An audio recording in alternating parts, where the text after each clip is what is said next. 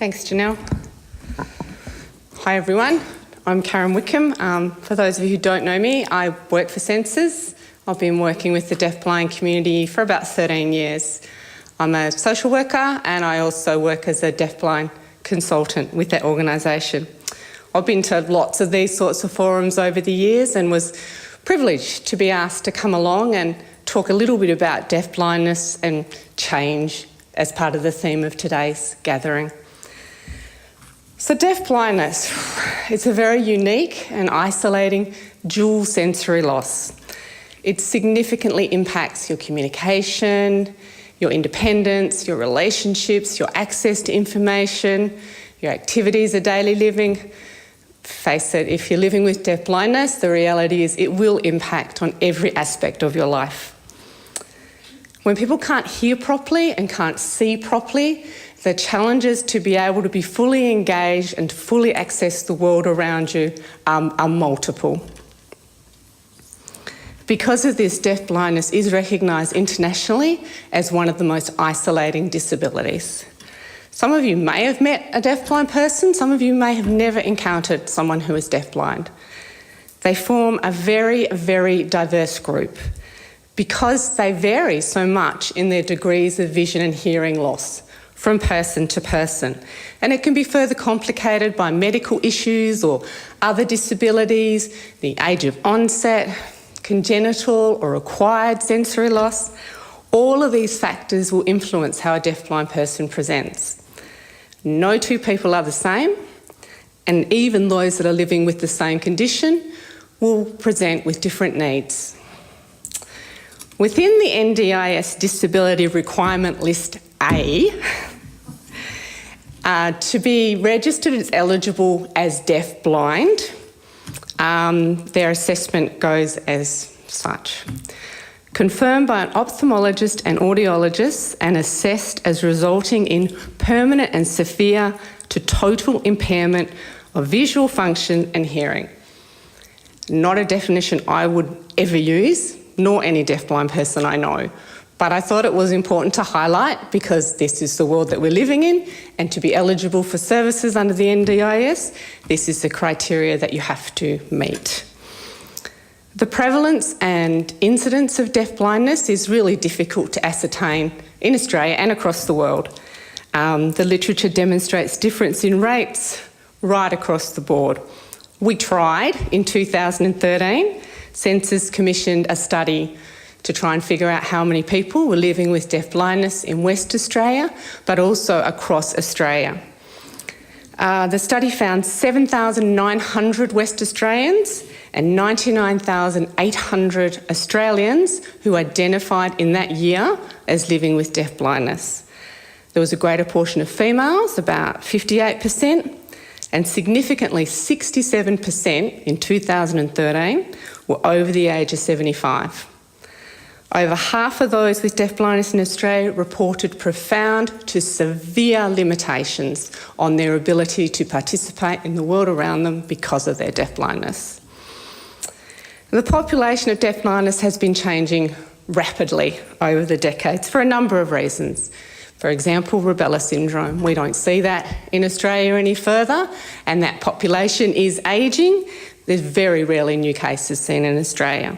Improved treatments for prem babies, the introduction of cochlear implants, a rapidly growing ageing population, and many other scientific and technological advancements have changed the face of the population we are currently supporting and working with. But deafblindness still brings many unique challenges on multiple levels. Consider identity. Causes for dual sensory loss are numerous. Charge syndrome, Usher syndrome, rubella, neurological, age-related, etc., etc., etc. Far too long a list today to go through. People may be born with a combined hearing and vision loss or develop both losses later in life. They may have no other impairments, might have multiple disabilities and complex medical conditions. They might use different communication systems. They might be oral, they might be Auslan users, they might use augmented communication devices. They can attend different educational programs dependent on their age and their place of birth, mainstream, inclusive, deaf schools, blind schools. All of these varying conditions culminate in an extremely diverse deaf-blind community. For those born deaf or blind, then acquiring a secondary disability, identity can be significantly challenged. This, for many, is a huge time of transition and change.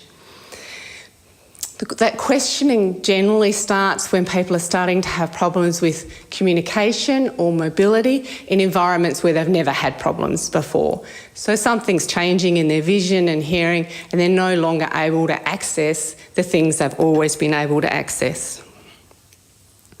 There can be uncertainty about the primary and secondary heritage. Am I deaf? Am I blind? Am I deaf-blind? Where do I fit? That term deaf-blind can be extremely confronting for a lot of people, and there's a lot of misconceptions around it. To be deaf-blind very, very rarely means you can see nothing and hear nothing at all. Most people will retain some level of functioning hearing and vision throughout their lives.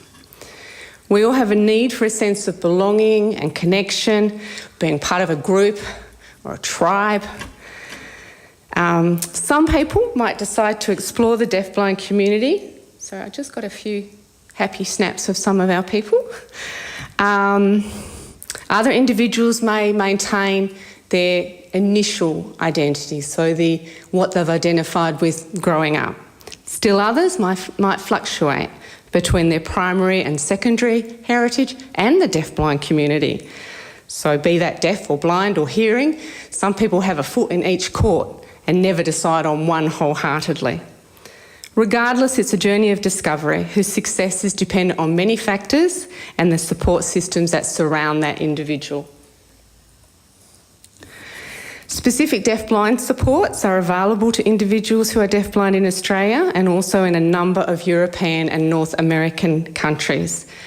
From deaf-blind consultants and communicator guides and intervenors in the UK, interveners in Canada and SSPs in the US, and of course deaf-blind consultants and communication guides in Australia.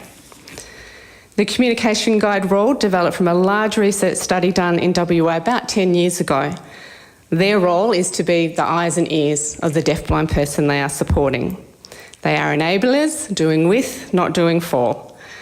The comm guide facilitates communication, obviously in the preferred mode of the person they are supporting, helps with decision making, provides sighted guide, visual, auditory and environmental information that allows for access and inclusion for the person who is deaf-blind.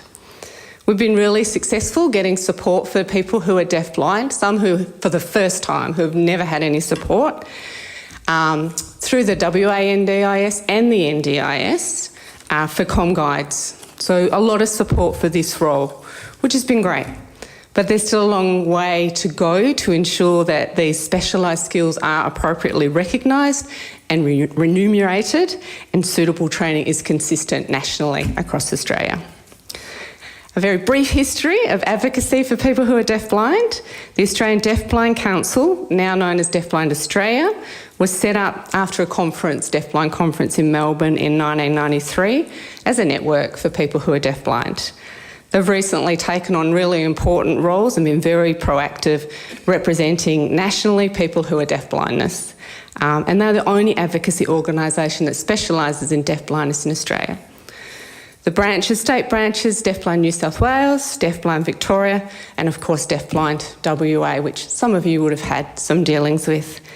We started from very humble beginnings and have built a strong, supportive national deafblind community and continue to work together to raise awareness and advocate for the unique needs of this growing population within an NDIS world. Thank you.